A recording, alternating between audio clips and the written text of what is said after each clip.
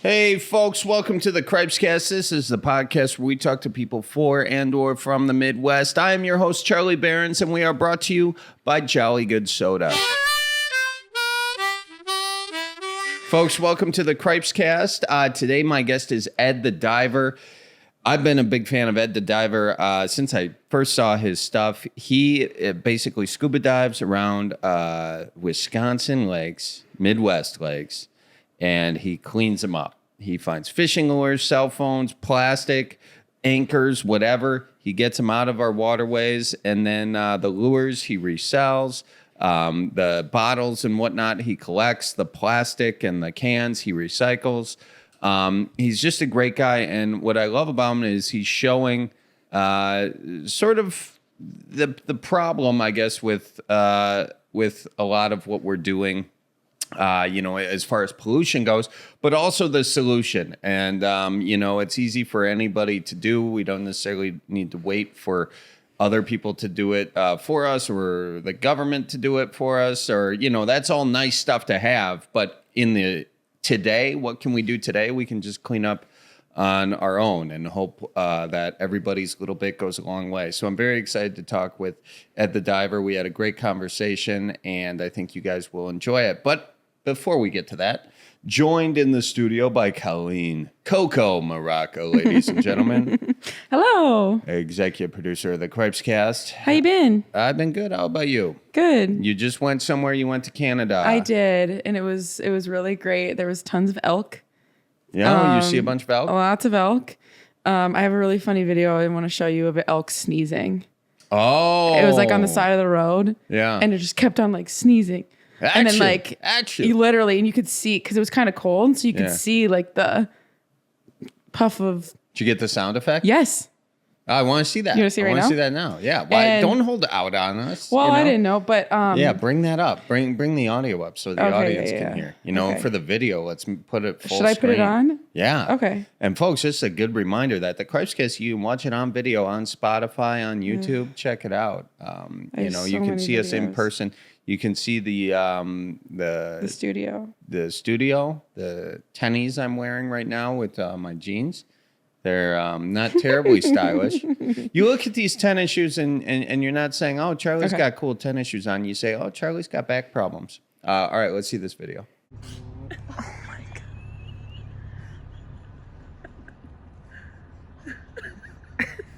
God.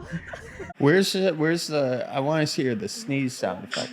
Oh, man. You see that little. Play that again. Wow. That little puff of. Yeah, the puff of stuff. Wow. That's like a vape smoke cloud coming out of that elk's nose. So check that out on my vlog. Okay. I have 2 hours of raw footage, so that's gonna be a long, quite the thing to edit. Long video to edit. But yeah, so that was in Jasper. Yep. Alberta, Canada, and it was lovely. It was colder than I was expecting, but it was honestly, it's so hot here that I welcomed the change. I don't have AC in my apartment, so I was like, you know what? I wouldn't mind sleeping in 30 degrees. There's an AC unit down in the basement. You can take. I have a unit in my room, but my whole apartment, like my kitchen, living room, it's just really hot. And I remember one time I tried to get the AC unit from you, and you said it's really heavy. I don't want you putting it in because then I'll be liable. Okay, so I'm sure people in the audience can relate to this. Put the craziest thing that's allowed to be like an average user person is an in-window AC unit because it's so back heavy. It's so heavy to the part that's going out the window. Yeah, and I'd rather it smush my foot rather than someone below. I know. Well, I've dropped one before. And also you can I've sliced my hand on the back of it because those grates are super. That's what you told me too. Yeah. So, I'm an idiot and I messed it up. And I know you enough to know that you're not that much smarter than me. You're going to say, I want you to say, and you're an idiot. Nope, I wasn't going to say that. I'm saying I'm an idiot, but I just don't know how much smarter than me you are. You also, Oh, all right. See, you know what? I'm just going to hold it for the rest of the time. Do you see how fidgety you are? No, I see that that this system is this is not a good system. I'm gonna fix this after, but the fact that like you can't twist these microphones, we can cut this part out. We're getting a new system. Did you see how I haven't had a single problem with my microphone? I use mine 3 times or 10 times as much as you use yours. I'm just saying, like, I'm not out here touching it all the time. Just like fidget with I like this. touching my microphone. Okay. I'm a fidgeter. Yeah. Do you think we're going to fix my decades of fidgeting? I'll get you like a fidget cube or like one of those little things. spinner. That's what I should have got you. There were the Canadian fidget cubes like in Canada. Instead, I did get him a gift. Do you have it on you or did you lose No, it I already? don't. She got me a knife that says Charles and it's very cool. And it says Jasper, Canada. Yep. So that was awesome. Yeah, it was very very great. nice. Thank you for that knife. Yeah, you're welcome. And yeah, back to the AC unit. Yeah, it's already mid-August at this point. Just sweat it out. Yeah, just sweat it out. But I'm amazed that those AC units there's got to be an easier way to do air conditioning. Well, so the one that I have in my room is one of those portable ones. Yeah. So like the only thing that's actually in the window is like a slat of metal, and then it hooks up to a tube. Yeah. And it takes up some space in my room, which it's fine. I have the space, but it would be there are also sleeker options for the window unit, but then it doesn't get the room as cold. So Yeah, I guess that's true. Well, but you were like, yeah, pay me $1 for it so that I'm not liable. Do you remember that? yeah, that sounds like something I would say. Yeah. Anyway. Do things by the books here, ladies and How gentlemen. was the week when I was gone? How was it here? What'd you do? It was awesome. Just worked. That was it. It was awesome. It was awesome. It was Without fine. me? No, just every day being alive is awesome, Colleen. Thank you. We did miss you very much. So, all right, folks. Well, that's pretty much it for our chit chat here, and we are going to get to my conversation with Ed the Diver. So I found your stuff originally on Instagram. I think actually somebody sent it to me and said, you got to collab with this guy. And I went and looked up, what you were doing. And you were scuba diving through Wisconsin's lakes, Wisconsin's rivers, and you were finding just all this trash. But within the trash, a lot of fishing lures, some really cool ones that kind of got me going. But bikes, you found handcuffs, you found like old CDs, you found pornos from back in the day, Yeah. all the stuff people are phones, all this stuff that people are throwing in rivers. What is that? What did you just hold up there? The one of 4 hard drives that I found so far. It's a hard drive. Have you plugged it in? It's wrecked. You can't plug it. I just got this up in Kingsford, Michigan, Aurora, Michigan, and we had to call the cops because we found some other stuff that I can't say yet until I'm cleared. But I find a lot of cool stuff. Well, that's another thing, man. I mean, you're helping the police. I've seen you work with the police many times. You're helping them solve stuff.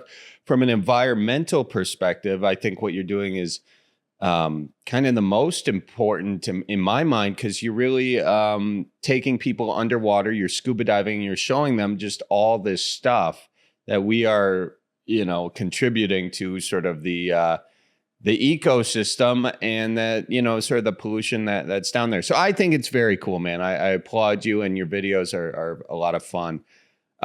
With that big, long intro established, how did you start? How did you get into this? Well, it all started bringing my kids fishing for walleye, up in Marinette, Menominee River, the Fox River. You got shoulder to shoulder people, and then you try to get your kids in there to fish, and they don't know what they're doing. So you're ticking people off. But they lose your lures. They lose my lures. So you go from a full tackle box to barely anything at all. So I decided, hey, I want to get my lures back. And so when the water warmed up, I went out there in shorts or waders, whatever it was, and started picking them up, getting my lures. And then I'd start seeing other lures everywhere, and I'd start picking those up. And it just snowballed after that. I got a boogie board. I went underwater, started collecting, filling the whole boogie board up. And then I got a basket. Then I got scuba certified, and it just blew up. Yeah. I got scuba certified myself earlier this year. I was, and actually I still have to finish editing it, but I was doing an environmental thing down in the Bahamas, and that's where I got certified. And that was such a cool experience, something that was on the bucket list forever. But I always thought about, when you think of scuba, you think about doing it down there. or something, but doing it up here, doing it in the lakes, certainly not something you always think about. What's it like scuba diving up here versus maybe somewhere more tropical or like an ocean or something? So I've been down in the Bahamas 2 years ago. I went down 100 feet, saw a shipwreck, 2 plane wrecks. Awesome. Thing is, you can't touch anything. You can't grab anything. Myself, I'm a grabber. I got to be picking up cell phones. I got to be finding bottles or whiskey jugs. Wow, look at that one. But yeah, you find all that stuff. And I like cleaning up and I like collecting stuff, beer cans and, safes, treasure chests. Just found this yesterday, a triceratops. But you never know you'll find rings. I lived in Minnesota. Wow, that is a jewelry box. Jewelry box, yeah. Stolen, you said? Yep. How do you know it was stolen? Well, I find a lot of stuff off of bridges, bikes especially, when I'm cleaning bike stuff, cell phones. That's just random stuff that people, they steal it. They grab the goods out of it. They throw the evidence in the water like that. I found a pillowcase. It's tied shut with a bunch of jewelry in it. And I found the owner of that here in Marinette, Wisconsin. So there's really so many stories that people tell me. Handcuffs, the ones I found in Rhinelander, there's a story behind that. The guy bought them on Amazon. He thought whoa. What kind of erotic stuff was that fella into? I don't know. Let me grab them really quick here. Are they pink? No, they're not pink. They're hinge handcuffs, like the ones I had for my law enforcement training. Okay.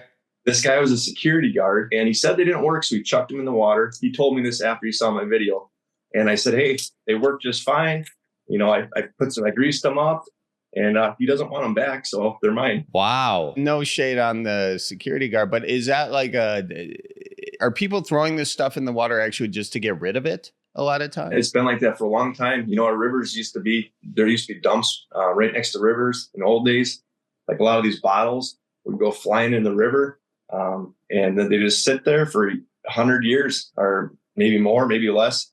And some of them are worth some money. This one here is worth about $50, just this one bottle. But it's not just finding the cool stuff. We're always grabbing the trash too, broken bottles, rubber, fishing line. And we find crayfish and fish that are tangled in line. We find fish that are hooked on lures and stuck to a log and they're swimming in circles. And they just sit there to die. So we get to free them and stuff. So give them a second chance. It's an awesome feeling. Yeah, that is a really great feeling. And I think, one of the things that we should touch on is obviously you're finding all these lures at the bottom of the drink. And I've seen you pull it up and it's kind of tangled in weeds and line. And it's just a mountain. Like this. Yeah, you find it big. Exactly. That's it. And when that's sort of what we've kind of turned a lot of our lakes into, it's sort of a catch-22. A big reason that people love the outdoors and want to protect the outdoors is because of fishing. However, fishing is also creating sort of some damage to a degree that at least we've got to acknowledge. What are you seeing the real damage is from fishing, and how can people fish better, and how can people be more, nobody wants to hurt fish, I mean, unless we're, going to eat them, but it doesn't do anybody good for the hobby to hurt them. So how can people fish better? So when I'm out in the banks or in the water, the banks are just trash with a fishing line. I mean, every couple of feet, you see a big wad of fishing line that only not hurts the water life, but also, ducks or birds on the shoreline collecting stuff. They get all tangled up and they can end up dying too, but underwater, it's everywhere. And when people are fishing is an addictive habit to some people. Some guys will come up here and throw $300 worth of lures out in the same spot. They'll keep losing them one after another, thinking that there's a huge fish out there, but it's just a log or a rock. And when they keep doing that, every lure gets stuck in there, then all the line floats downstream. Then they keep doing it again, all the line floats downstream, and then it creates a snag further down the stream, or the guy next to him, and it just keeps building up. And crazy. And a channel in the Fox River by Voyager Park there, I spent about 4 dives cleaning this big section up in the center of the channel. just like thousands of fishing lines and lures all tangled up in there from over the years.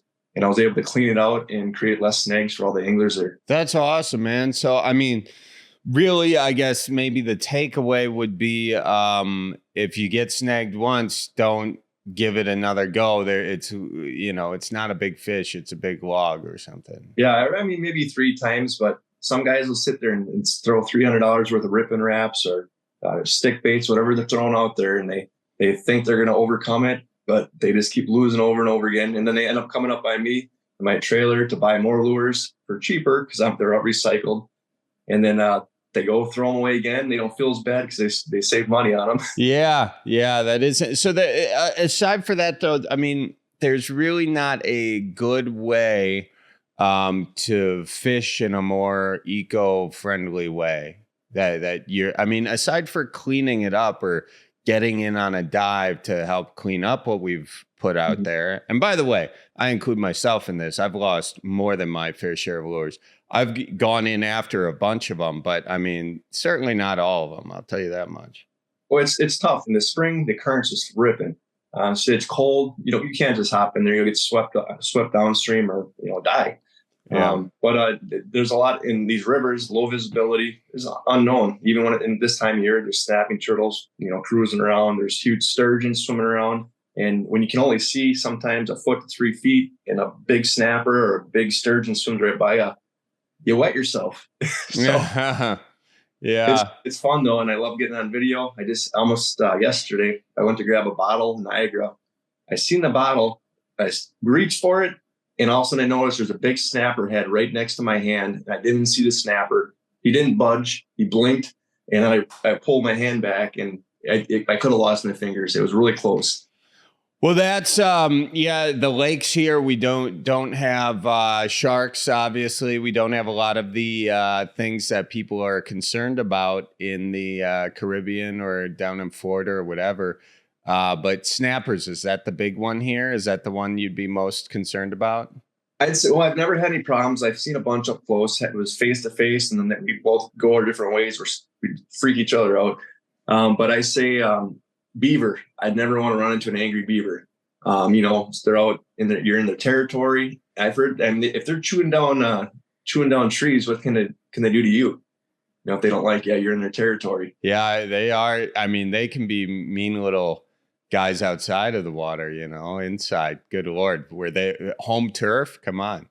Yeah, but northern pikes, muskie, I can swim right up to them sometimes. But most of the time they see you, they're gone before you see them. Oh, yeah. I'd love to see one of those suck. I wouldn't be so concerned about those. Those never bite on anything I throw. Well, a pike does, but not a muskie, Muskie are hard to get. Yeah. Yeah, it's a blast. And there's so many places to go. Every day I get about 4 people begging me to go to their location, whatever part of the state, their city, their lake, their river, and to dive and say, hey, let me know when you're coming here. And I just say I can't keep track of anybody anymore. If I show up there, I'll make an announcement. I'm heading there. I can't write down every day like all this list of names of people that I have to get hold of when I go to their town. It's just impossible. I think that's really cool. I just kind of want to put a button on this fishing thing.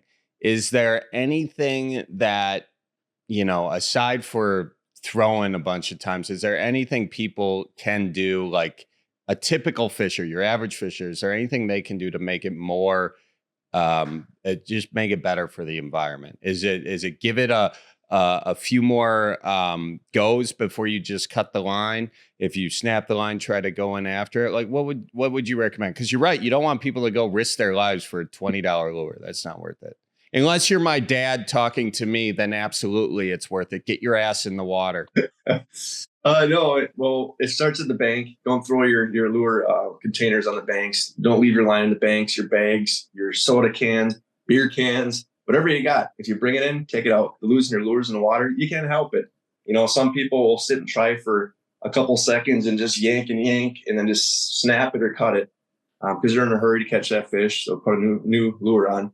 But yeah, there's different methods. I think it's called like the bow method or the slingshot method, where you pull tension, you pull your line out and let it go. The lure is just stuck on the edge of the rock. A hook is. So then when you do the slingshot method, it pops off and then floats down. If it's stuck on a log, it's most likely going to be stuck there for good. Yeah. But a lot of lures I find, they're just laying behind a rock, a foot or two behind the rock, because they get shotted back, and they're just sitting there. Ah, interesting. Okay, I know that method, and it's kind of like the fly fishing thing where you just snap and then just gets a little untensioned, if that's a word, and then boom, you're back at it. Okay, well, that's good advice there. That, and especially keeping those banks clean. Cool. I'm curious, what is the biggest thing you've ever found? Well, I found my instructor showed me a car out in the bay here, the Bay of Green Bay. But besides that was already there, that was known about. I find a lot of bikes, a lot of rims. We just found a huge semi rim, and we couldn't even lift it. The thing was so heavy. But I filled my kayak up with a lot of big stuff, tires. Yeah, I think mostly the car parts are the biggest things, and bicycles. And what year are the bicycles? Like, what's the era when people are using the river as a bicycle dump? Oh, they still do.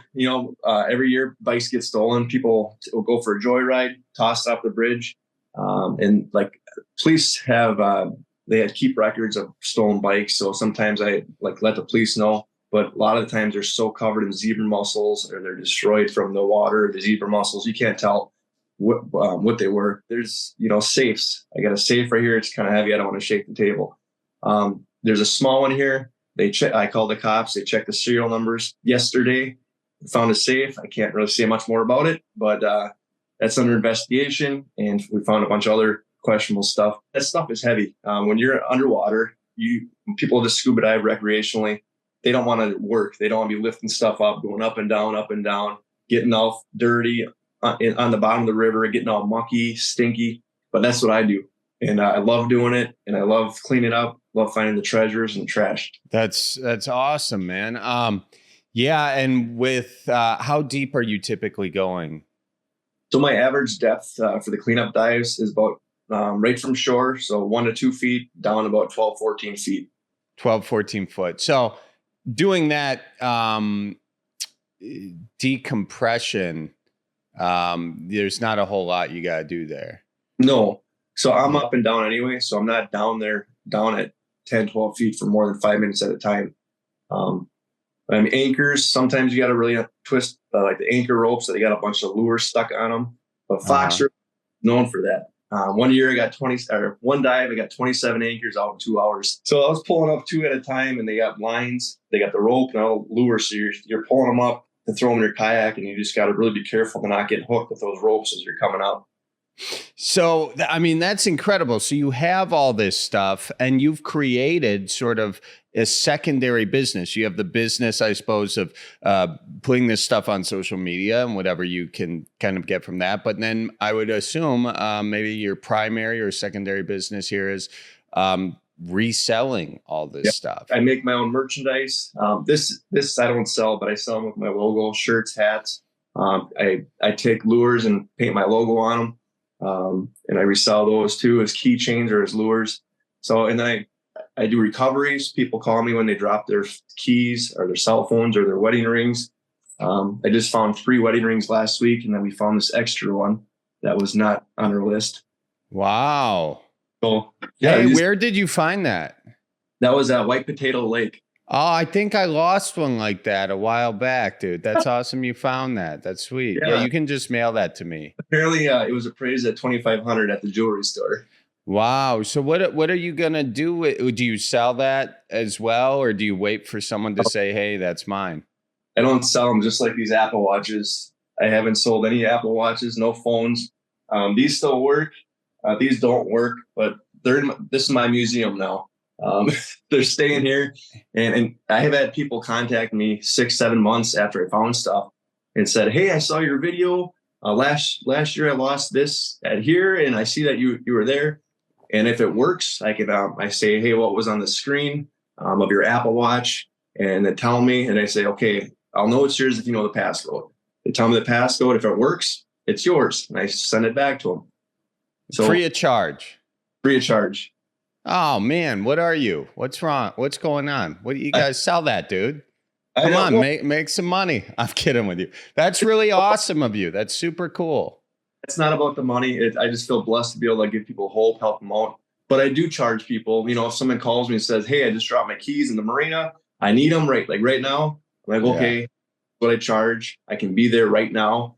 Okay, I'll pay it. Come on over. So that's how I make money too, is recoveries. But not everything that I find is I'm getting money for. So it's just a lot of different, I can make that own choices myself. And, do I want to donate my time, or do I need money to pay bills, which I do. So I got to charge. Yeah. Yeah. No, I get it. Now, look, besides that safe that you found, what's the craziest thing you've gotten under there? What's the most mysterious? What's the unsolved murder that we got to figure out here? Can I show a gun on here?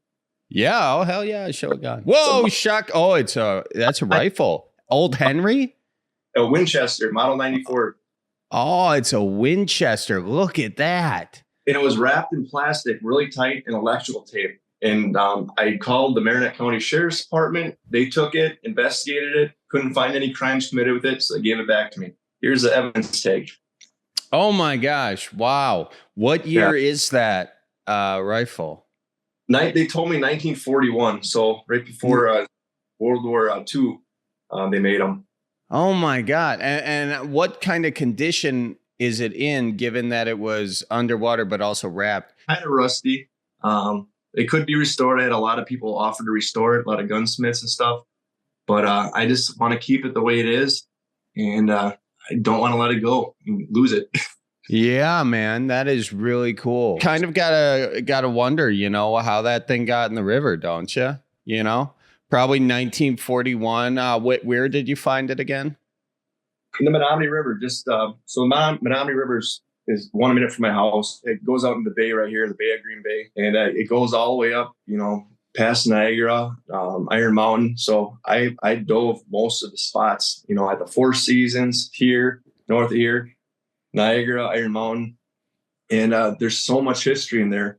Like old medicine bottles. You got soda bottles, beer bottles, whiskey jugs, then you got guns, phones, all kinds of stuff. Yeah, you're just finding history, man. Now, aside for the cool things you found, what's kind of maybe like the not so cool? Like, would you say is the biggest polluter of the rivers and the lakes? So yesterday, I just found a big car battery. Those don't belong in the water. Oh, for God's sakes. Are you serious? Car battery, found a heavy sewing machine. That's not going to hurt anything really. But and then a couple months ago, I found another car battery. I think it fell out of a boat when they tipped over. And then you find all kinds of other batteries. Cell phones, they got the lithium batteries in there or whatever kind of batteries. And, I whenever I find them, sometimes they get expanded or they're leaking.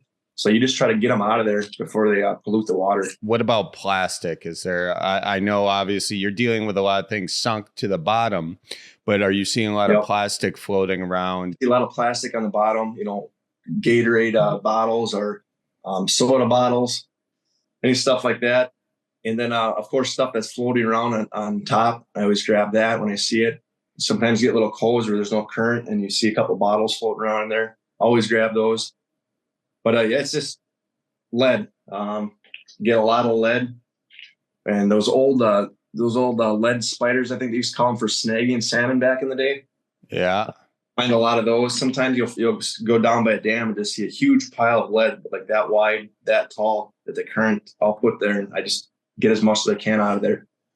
Yeah, lead obviously is a huge issue, even within fishing and fishing lures, because we actually had some folks from Get the Lead Out, and they're looking to transition all of the fishing gear from lead to tungsten, just because the birds eat the lead, and then that kills the birds, especially loons being one of them. What are you finding a lot of lead in when you resell lures? Are you conscious of the lead thing? Are you reselling lead lures? Or have you thought about that whole deal? I haven't really thought about that too much for reselling, but all I know is that when I'm selling locally here, I'm right back out there to find it and clean it up again. I mean, you wouldn't believe the amount of jigs that I find. I find thousands of jigs between here and the Fox River alone every spring, every year. And they're really not worth my time to recycle and resell. So I've got big piles of ones with like rusty hooks that I'll end up recycling someday to make, dive weights or to make other things. Oh, sure. I mean, I can't control that really. I mean, I could keep it out, but it also helps me keep going. And it's my goal to go back and get it again. Well, the other thing is jigs are one of the bigger lures using lead. I don't know how many, Rapalas and all those have lead in them. I don't think they do. Like use chicken wraps. They have lead. Oh, sure. Yep. Yeah. One of those ice fishing rigs. Yep. Blade baits have lead on them. Like right here, these got lead on, or maybe that one doesn't. But yeah, they are lead. There's lead on these Cabela's, meat ice, and then a lot of the other ones have lead on them. You can see the lead through the paint there. Yeah, and that's an interesting question too. Of it, and not even an answer I know for sure is how dangerous is lead when it's not in sort of like sinker form. When that's what those birds are eating. But how much of it leaches off the lures or whatever, that's an answer I don't have. So, no, either. But I mean, yeah, those old lead hooks that they used to use for the snagging hooks. The hooks are all rusted off, but the lead is pretty much all there. So I get those out of there, but they don't look like they're too, after being in there for 20, 30, 40 years, they don't look like they're too falling apart. They look pretty old. Hey, before I forget, Ryan Rubel. Yeah, great guy. He said he still needs his red beaver dam tip up and walleye fillet knife back that you've had since 2019. Yeah, well, tell Ryan that I've been here waiting for him to show up, and I got to bring that back to him. I actually just saw it in my garage the other day. I got it's a Rapala fillet knife, I think, Rapala, and then I got his tip up too. But he's welcome here anytime. I'm going to call that bastard. How dare he talk to you through me?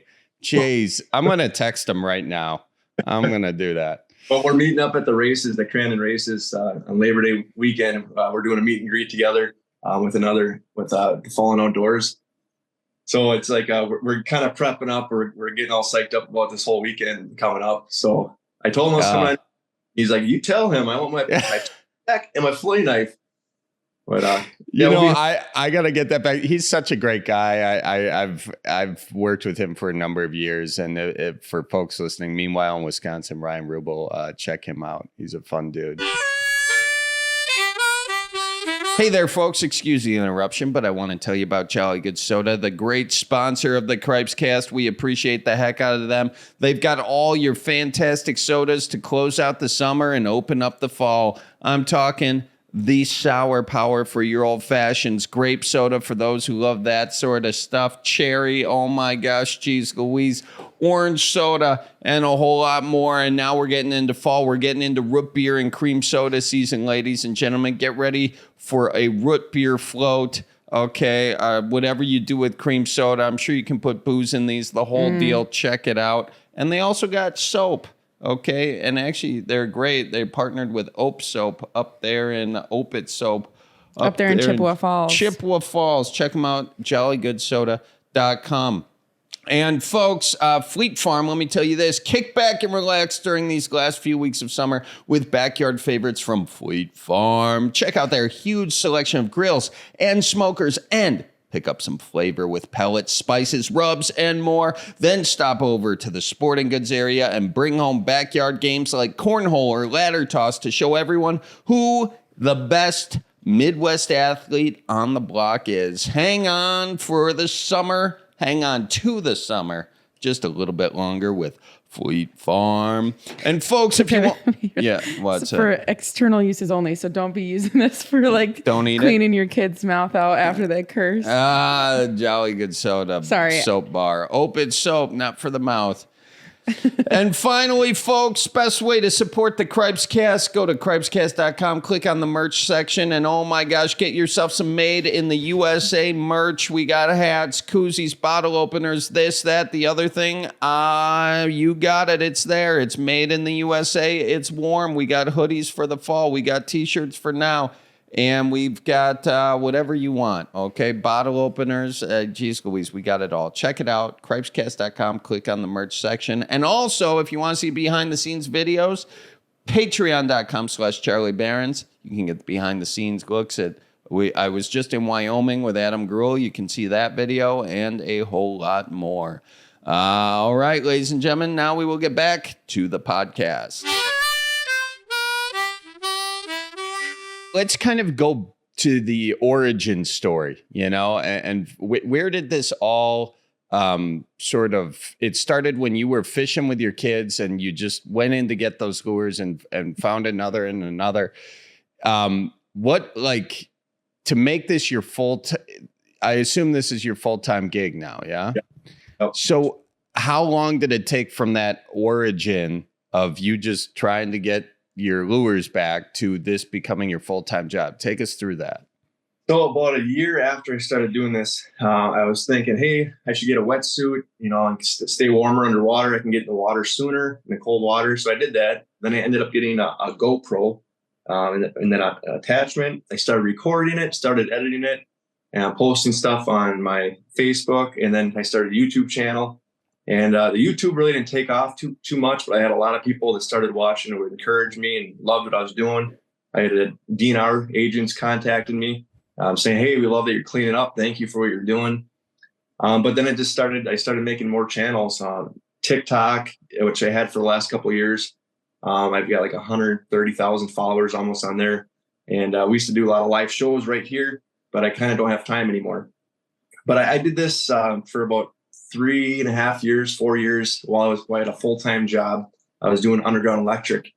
So that was my pillow, insurance, all that stuff. You were doing, I'm sorry, underground electric? Yep. We were contracted to work for We Energies, Wisconsin Public Service. So I was an operator, I was digging holes. I was terminating transformers, panels, all this stuff, different stuff, or meters. But I just, like, my body, I'm getting older. I had 3 hernia surgeries. My back is sore. My hands are sore. So I'm like, I can't do this the rest of my life. I got to have a different plan.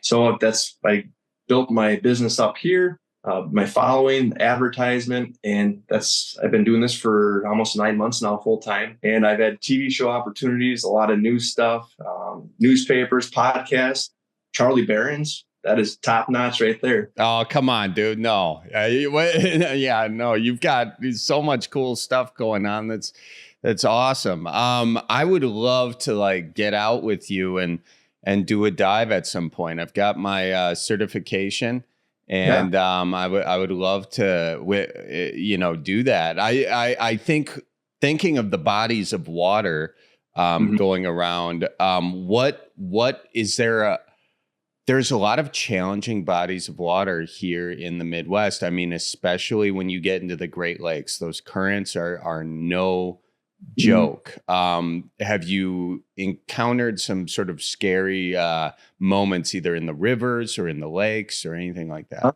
I stay out of the Great Lakes. There's so much stuff to find just here, like on land, Wisconsin, Michigan, Minnesota, Illinois. I'm heading to Illinois today. I'm going to dive down there tomorrow morning. But there's so much stuff just here. And in the Great Lakes are huge bodies of water. The zebra mussels seem to take everything over. So you can't really see much that's been there for a while. But, up here in the rivers and lakes, it's easier. There's less danger. But when I dive by dams, I got to be really careful for fishing line that could tangle you up or currents that could, push you where you don't want to go. And if it's dangerous, if it looks dangerous, I don't go in there. If I'm comfortable with it and I know I'll be safe, I'll do it. But a lot of it's unknown. Like you just slowly creep into this low visibility spot and you go deeper and deeper. You're just waiting for a big sturgeon to come past your face or a snapping turtle or a big bass to come by you because they're curious and they want you to feed them. So there's all kinds of different factors. But only once was I kind of worried where the current kind of took me. But I knew what was there beyond it, but it kind of swept me up a little bit and it kind of shook me up a little bit. Yeah. I mean, diving is just one of those activities where you just always have to be very alert, very conscious, and just aware of your surroundings. And not just that, but the currents and what's above you, what's around you. So you have a very unique perspective on seeing zebra mussels. And I think that's an important environmental thing that is often overlooked because it's at the bottom of our bodies of water. What does that look like when zebra mussels sort of take over in a body of water? Well, they're just, if there's not muck, there's zebra mussels. Anything that's sticking out of the muck, whether it be bicycles, anchors, rocks, Apple watches, or anything that's sticking up out of the muck, there's zebra mussels. And I try my best because I'm always in the bottom of these rivers and lakes where there's zebra mussels. So every new place I'm going, I'm cleaning out my gear, my kayak or my boards, my wetsuit, my suit to make sure I don't have any of that stuff to transfer it over to the next body of water. In reality, it's already there.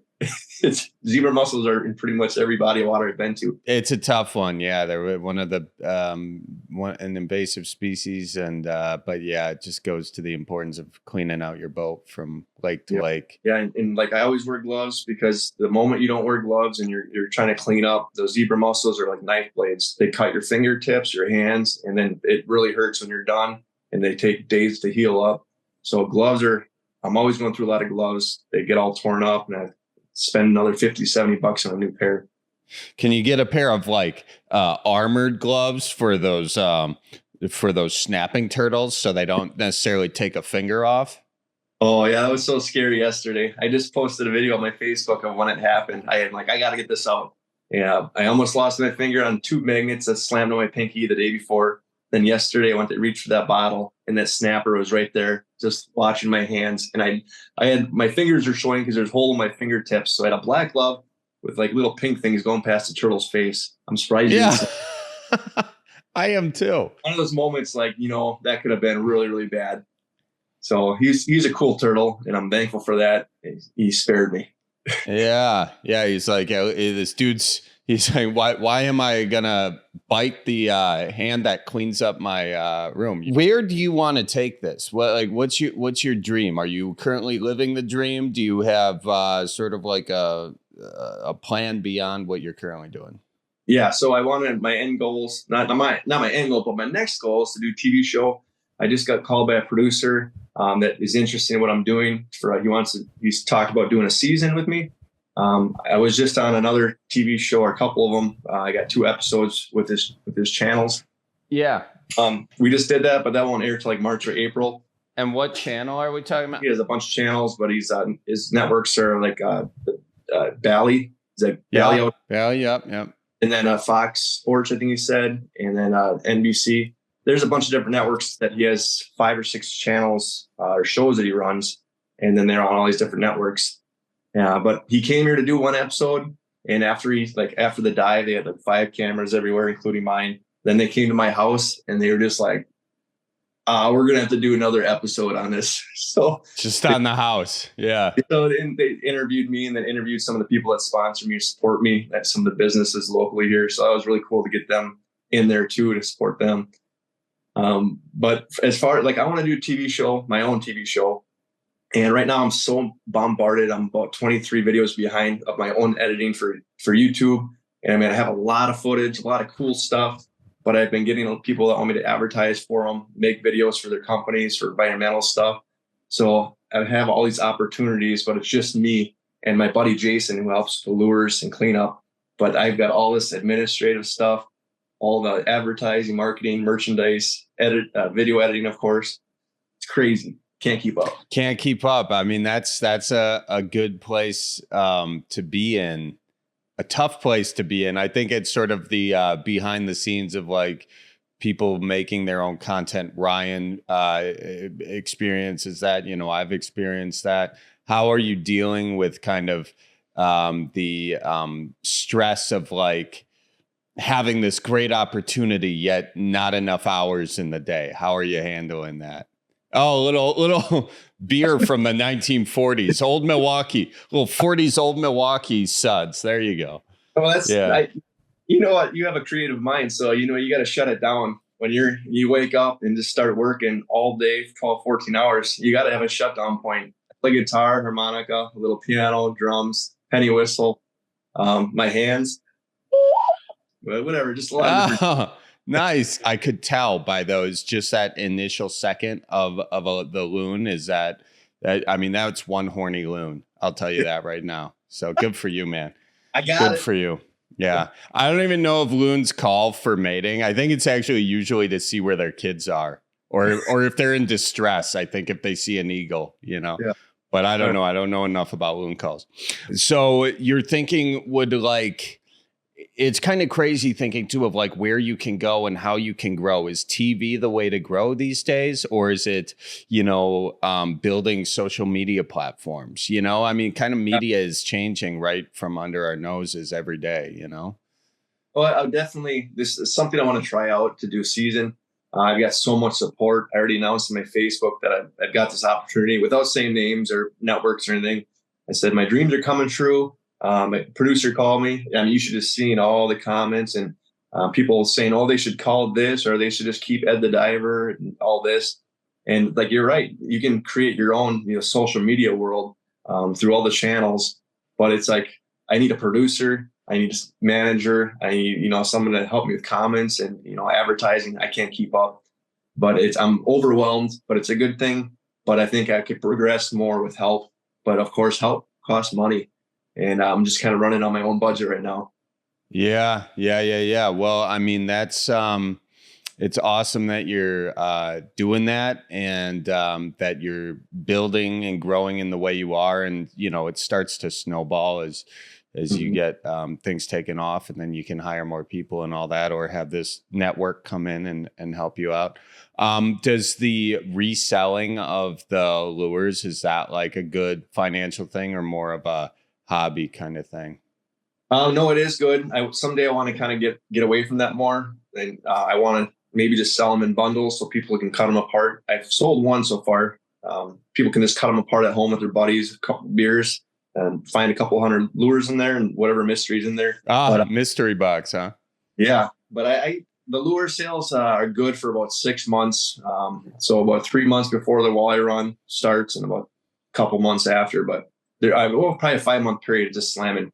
But then the rest of the year dips down. I haven't sold a lure probably in a month or two here. But I've got them on my website. I've got a bunch that aren't even on my website. But this time of year, I just go do a lot of cleanups. I'm not worried about. I'm worried about making money, but I'm not trying as hard. But I do from recoveries from people swimming, from losing stuff in the waters or boating, or tipping over their canoes.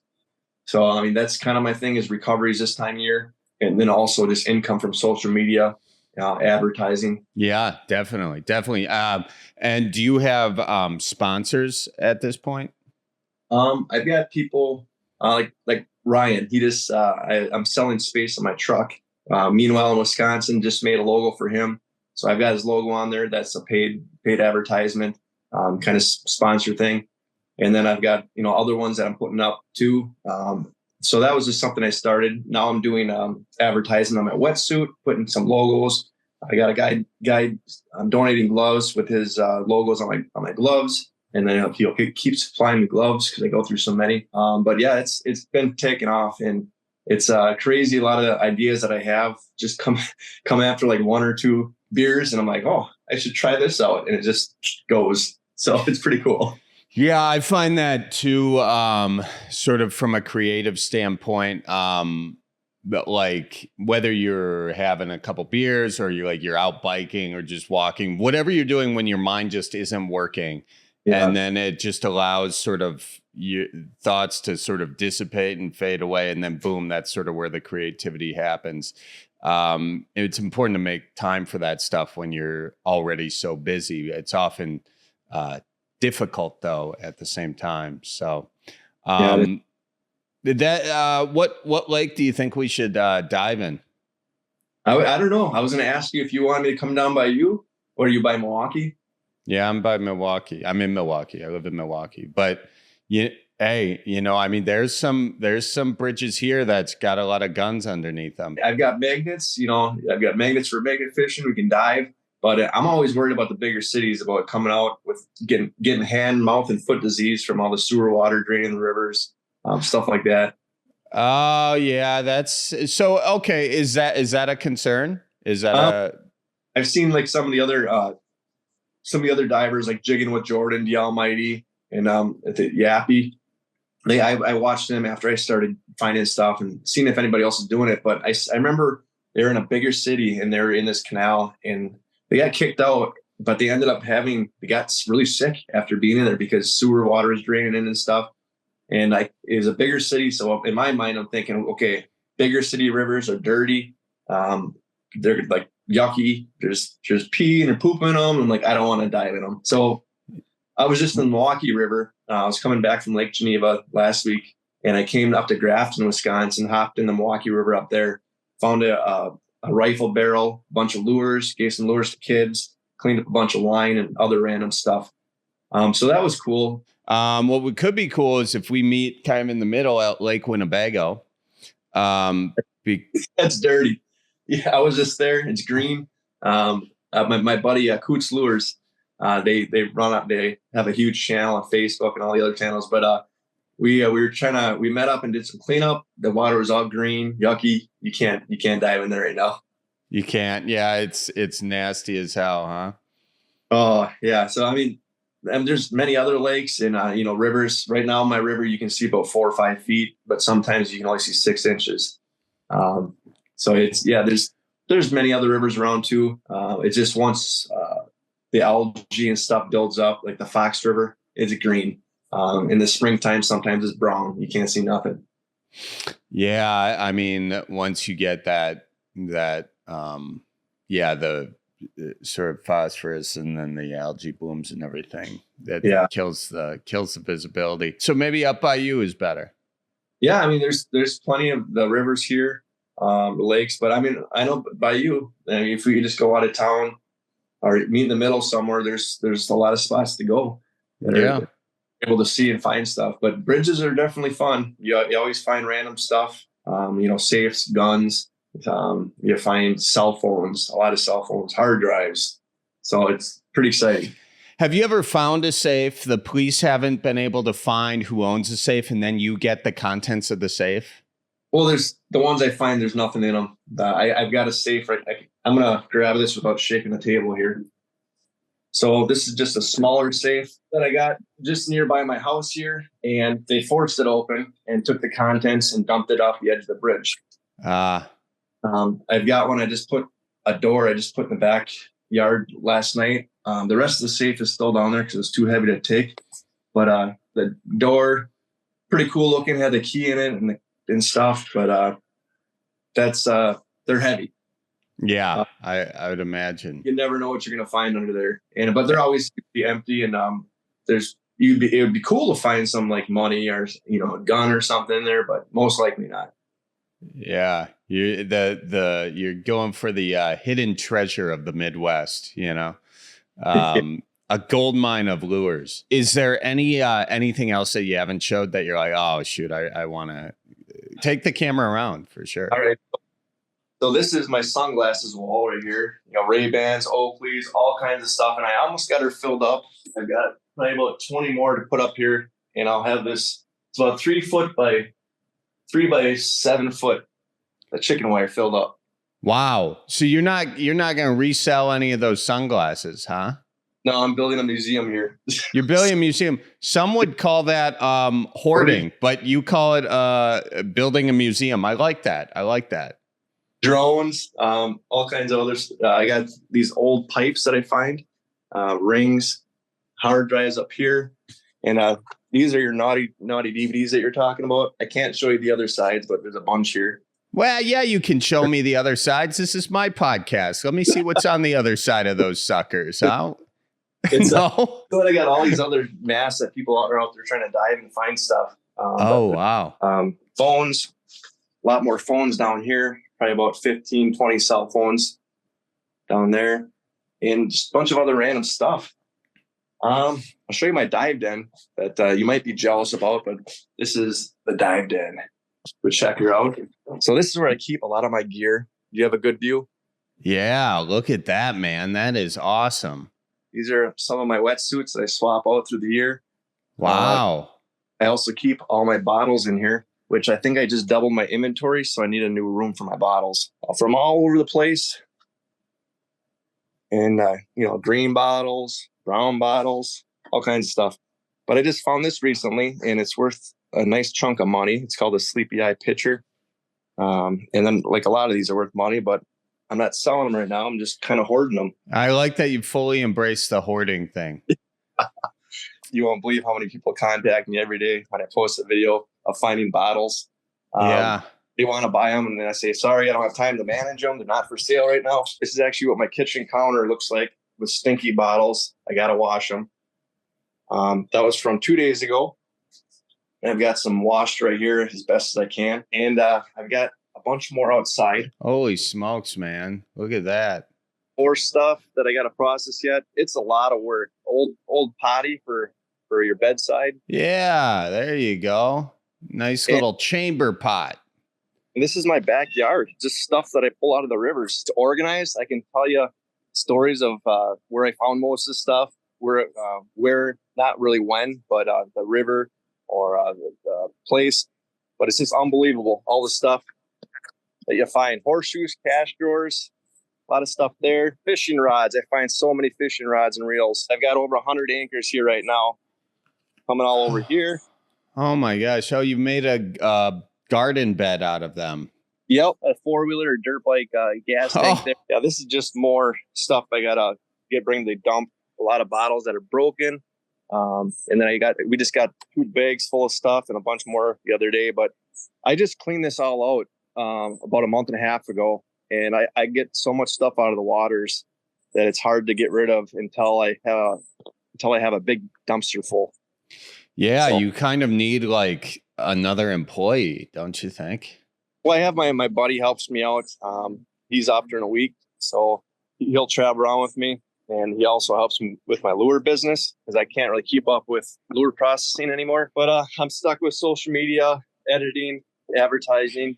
But I still help the lures, of course. No, dude, I get it. There's always more you can do. Good for you, man. That's really cool. It's fun to see. It's fun that I think you show people that that there's so much going on underneath our water, beneath our eyes, and it tells us to, keep it as clean as possible.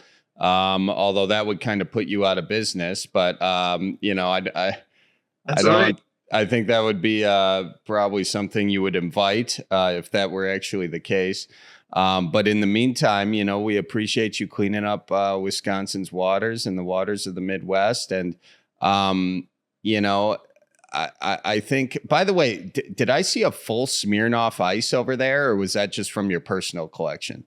No, where did you see? Yeah, there's one right here. No, that's a Mike's. I think it was at a Mike's you saw? These are river drinks. Ah, yeah. Okay. That's a Mike's. Got it. On our live shows, we used to have I still have the board. We used to spin the board for people to win stuff. But if it landed on river drink, either me, the guest, or the camera guy had to drink a river drink. I was going to say, I was just going to make you do that and see that. But I feel like you would have done it. That's so funny, dude. I would drink one for you right now, but I know other divers that do it. They find river drinks or lake drinks, and they'll do the video kind of showing the stuff floating around in there, and then I'll pour it out and sip it. And I'm like, yeah. Yeah. And that's how you got foot and mouth disease. So there you got that. Mystery solved. Final question for you. What advice would you give to someone who wants to get into doing this? Be safe is the first thing. Don't just go underwater and take the good stuff. You gotta grab the Nokias. You gotta grab the broken flip phones and the cracked cell phones and all the trash. Cans, bottles, plastic. I've been collecting beer cans, but you got to take it all. Don't just be choosy. And even heavy stuff if you can. Sometimes I have my floaty board. I can't really fit heavy stuff in there, but with my kayak, I can fit like 500-600 pounds worth of stuff in it. So it's like, grab it all. Don't just grab the treasures. Get certified if you can so you can be safe. Always have tools on you. I've got pliers. I've got a sponsor, Line Cutters. They send me gear, and that helps me underwater. I do cleanup, cut line, free underwater life. and they're awesome sponsors. Yeah, just encourage people to get out there, explore, clean up. Don't just lose hope on people. I'm trying to inspire people to keep doing what I'm doing. And what's awesome is I do random cleanups on beaches, banks. People see me and then they'll fly over and start helping. They want to take a picture with me or an autograph, but then they also just love helping out to clean up. So it's been really inspiring in this whole process. That's cool, man. Yeah, it is very inspiring to see you do it, and I'd love to join you. And we'll have to do a follow-up video together. That could be a lot of fun. Heck yeah, man! Thank you so much for coming on. If people want to follow you, where can they go? Thank you for having me again. They can go to Facebook, Ed the Diver, TikTok, Ed the Diver, Instagram, Ed the Diver, and YouTube, Ed the Diver, or edthediver.com. I've never said that so many times in one sentence there. But, yeah, just check it out. Or you can just Google Ed the Diver. There's pages of, news stories, videos, all kinds of stuff on there. And apparently it says I'm an internet personality on Google now. So that's pretty cool. Well, dude, I'm looking forward to diving with you soon here. We'll figure out a date, and we'll have some fun. All right. And no wetsuits, just bare skin and a BC, right? No. Yeah. No, I'm going to get some freaking chainmail gloves after those snapping turtle stories you're talking about. Okay. So yeah. No, I value my skin a little bit, so I see that. It looks pretty. Oh, you know what? Yours does too. Don't give me this bear skin. You got 20 wetsuits in that room. Okay. Folks, that is it for now. Big thanks to Ed the Diver for coming on the show. Colleen, where can they find Ed? Made it super easy. It's Ed the Diver across the board on all social media platforms and edthediver.com. If you want to learn more about the merch he sells, it's really cool that he resells stuff that he finds. It's recycling. So yeah, it's all there at edthediver.com. All right. There you have it, folks. Colleen Maraca, thank you very much. Shout out to Hannah Milos for editing this episode. Everybody, we love you very much. Keep her moving and watch for deer. Okay, bye-bye. So roll out the barrel and get the band brewing. Life's got you down, just keep her moving. It's on Wisconsin, the Badgers say it's the old Wisconsin Jubilee.